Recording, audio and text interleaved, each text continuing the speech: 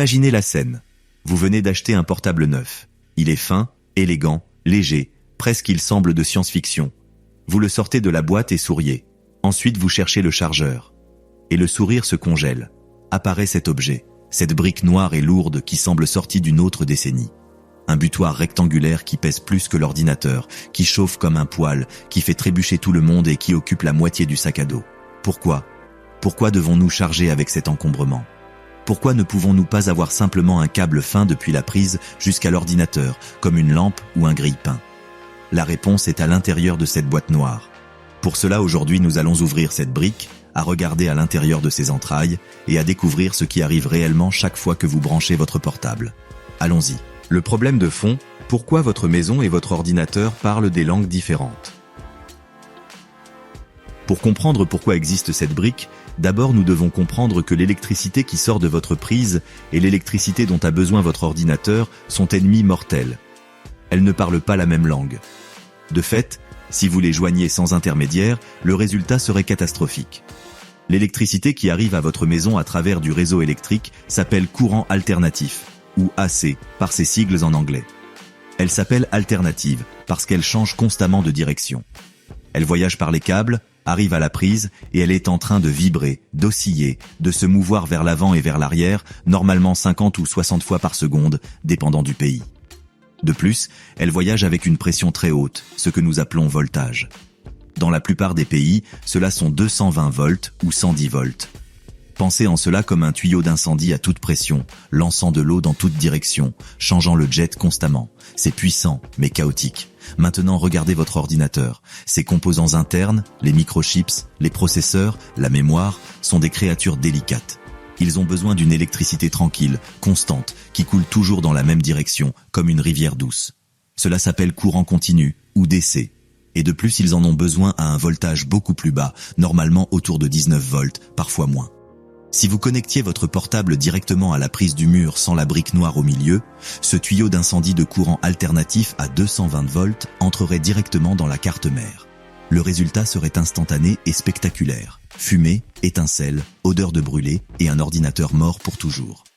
La brique noire existe pour médier dans cette négociation impossible.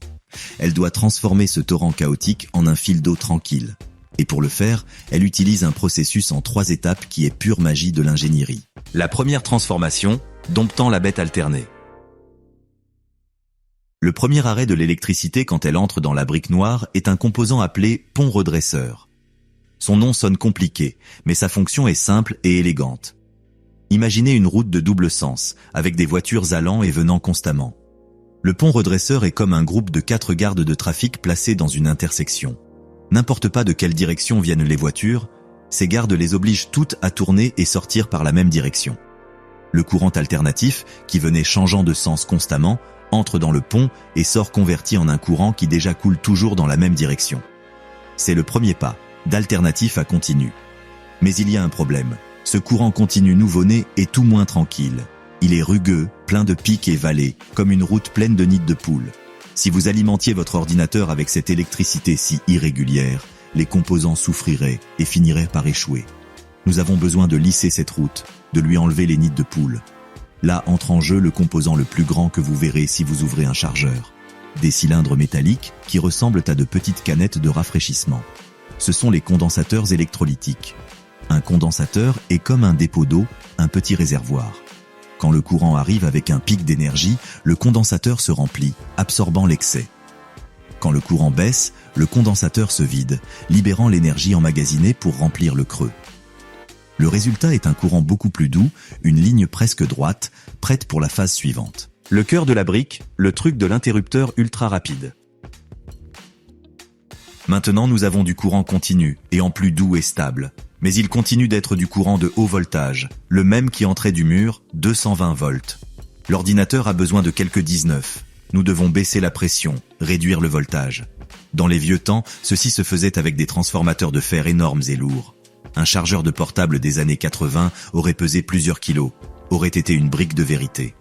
Mais les ingénieurs ont trouvé une forme beaucoup plus intelligente de le faire, et c'est ce qui permet que votre chargeur actuel soit relativement petit et léger.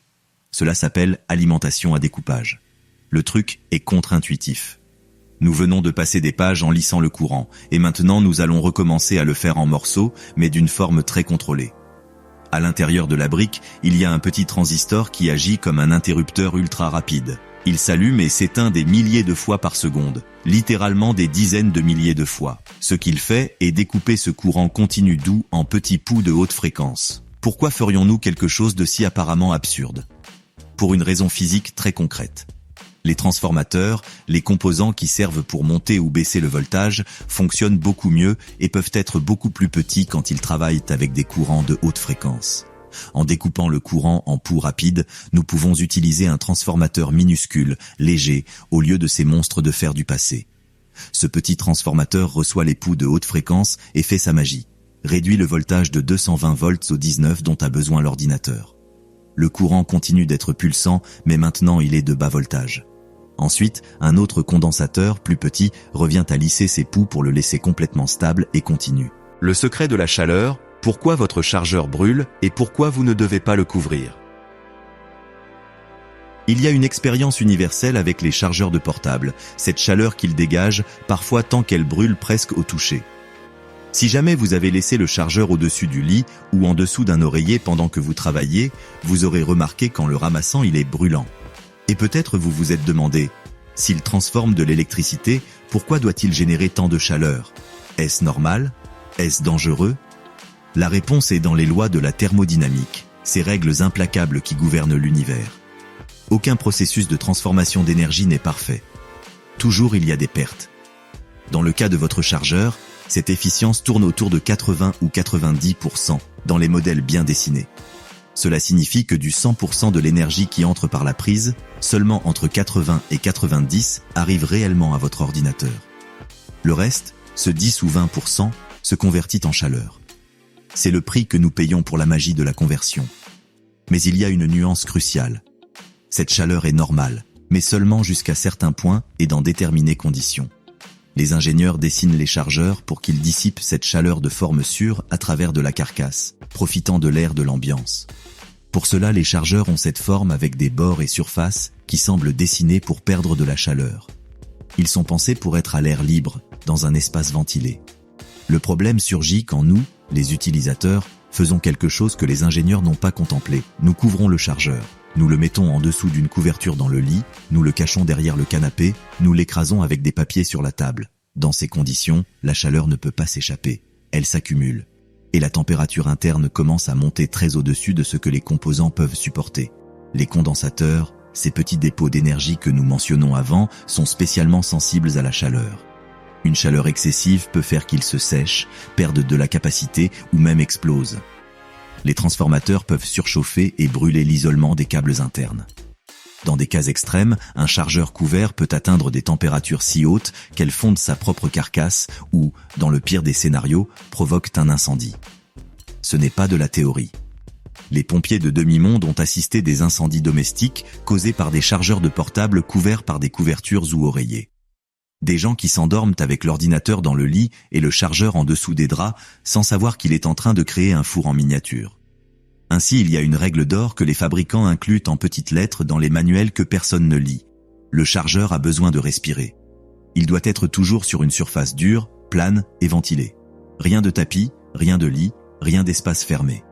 Cette chaleur que vous sentez n'est pas un défaut, c'est le symptôme de ce que votre chargeur est en train de travailler et de ce qu'il a besoin de son espace pour le faire de forme sûre. Le garde du corps invisible, la lumière qui vous protège de la mort. Il y a un dernier composant, un héros anonyme qui mérite mention spéciale. Il s'appelle optocoupleur. C'est le garde du corps. L'optocoupleur a une mission vitale, maintenir physiquement séparés les deux côtés du chargeur.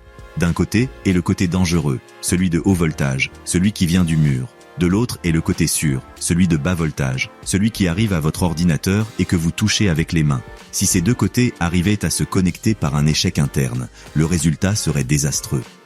Les 220 volts sauteraient au câble de sortie et pourraient vous électrocuter ou frire votre portable.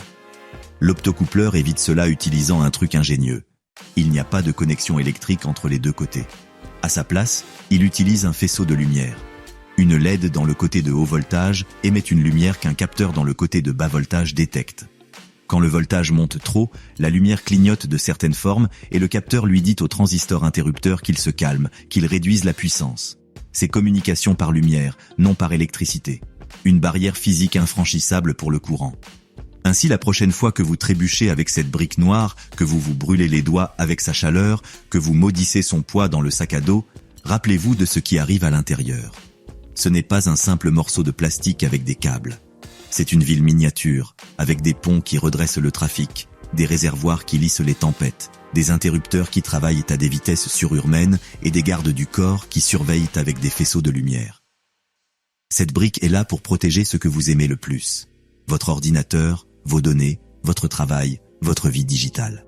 Et aussi pour vous protéger vous.